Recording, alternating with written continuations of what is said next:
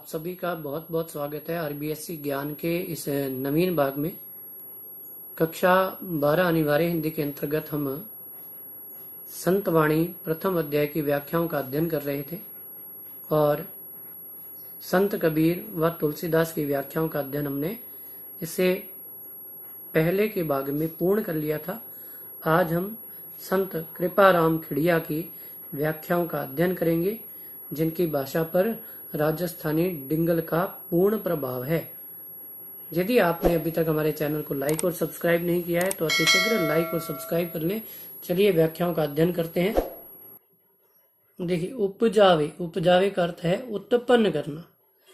अनुराग अर्थात प्रेम। कोयल अर्थात कोयल। मन यानी मन। हर्षित यानी आनंदित। करे यानी करती है। कड़वो लागे काग, काग यानी कौवा।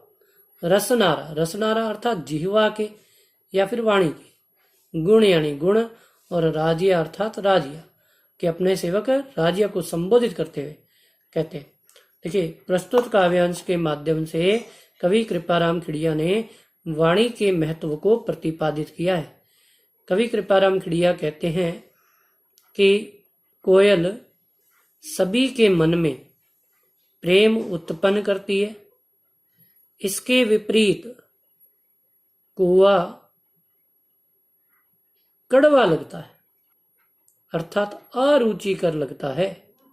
रसनारा गुण राजिया कि यह सब तो वाणी का ही प्रभाव है कि अपनी मीठी वाणी के कारण कोयल सभी के मन में, सभी के हृदय में अपना स्थान बना लेती है, जबकि कौवा अत्यधिक अरुचिकर लगता है। अतः व्यक्ति को अपने जीवन में सदैव मीठी वाणी का प्रयोग करना चाहिए। देखिए, संत कबीर की भी हमने एक इसी प्रकार की साखी का अध्ययन किया था, जिसमें उन्होंने वाणी के संबंध में कहा था कि कागा काको धन हरे, कोयल काको देत, और मीठा शब्द सुनाए के जग अपनो करी लेत। देखिए, अगली व्याख्या देखते हैं। काली घनी कुरूप, कस्तूरी कांटा तुलय, शक्कर बड़ी स्वरूप, रोड़ा तुलय राजिया।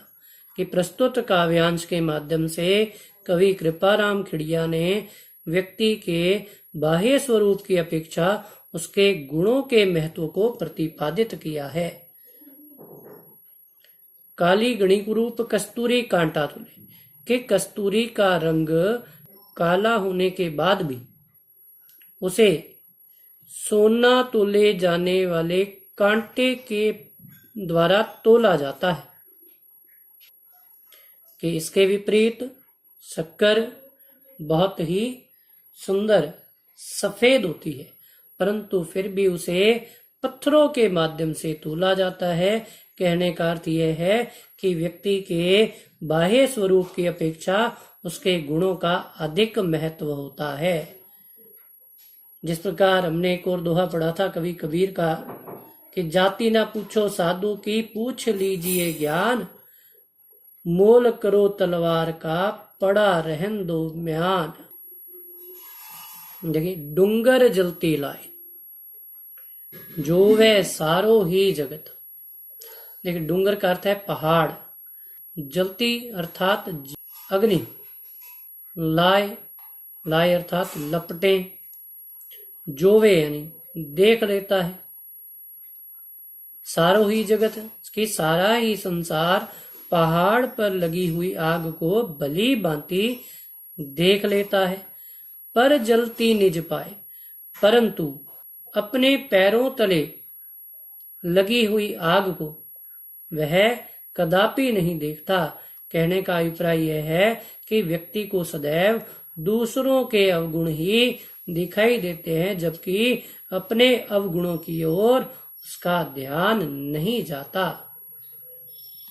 तो कवि ये कहना चाहता है कि व्यक्ति को दूसरों के अवगुणों की ओर ध्यान देने से पूर्व अपने भीतर के अवगुण भी देख लेने चाहिए, उनकी ओर भी ध्यान देना चाहिए। मतलब री मनवार, मनवार का अर्थ है खुशामद करना, मतलब कि यानी कि स्वार्थ की। चुप के लावे चूरमो, चूरमो अर्थात स्वादिष्ट व्यंजन, बिन मतलब मनवार और बिना किसी मतलब के, बिना किसी स्वार्थ के खुशामद करना। राब ना पावे राजिया।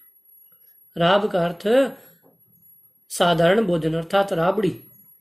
कवि ये कहता है कि जब व्यक्ति का स्वार्थ सिद्ध होता है तो वह अपने स्वार्थ को सिद्ध करने के लिए किसी भी व्यक्ति पर बहुत ज्यादा खुशामद करता है, अर्थात उसे स्वादिष्ट व्यंजन तक उसके स्पुर्द कर देता है।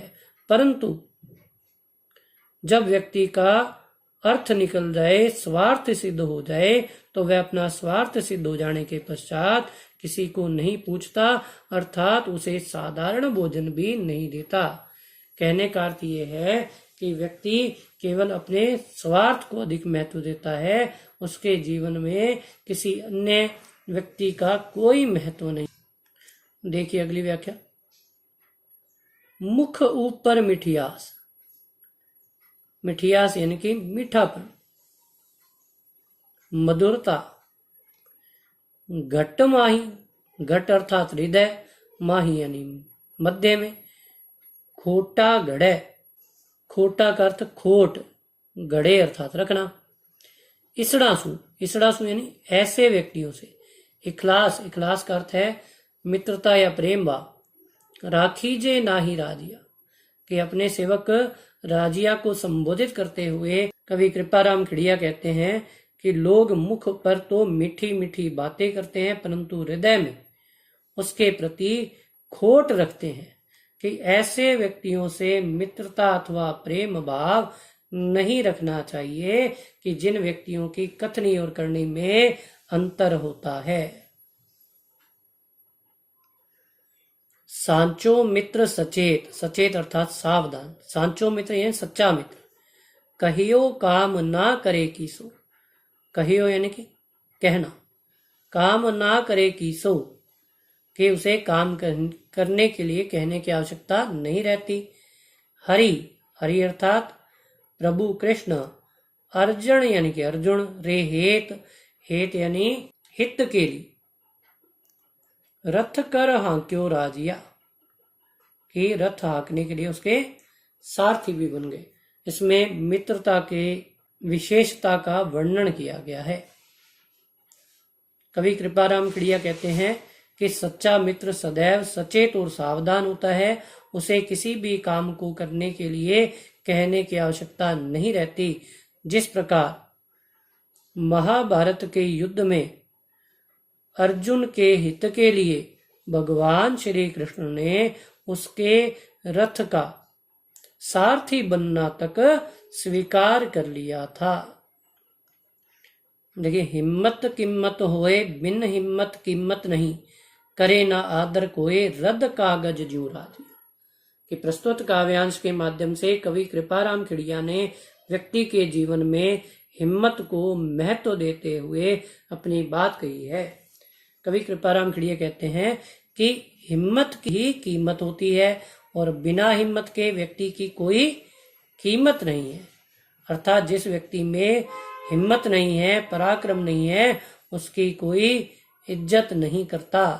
करे ना आदर कोई रद्द कागज ज्यों राजिया, कि कायर व्यक्ति का कदापि कोई आदर नहीं करता, वह सदैव रद्दी में पड़े हुए कागज के समान उपेक्षित माना जाता है, अर्थात उसकी ओर किसी का ध्यान नहीं जाता। तो ये थी आपकी कृपाराम खिड़िया की व्याख्याएं। आशा करता हूं कि ये व्याख्याएं आपको भली भांति समझ में आई होंगी। अगले अध्यायों की व्याख्याओं का अध्ययन हम इससे आगे के भाग में करेंगे।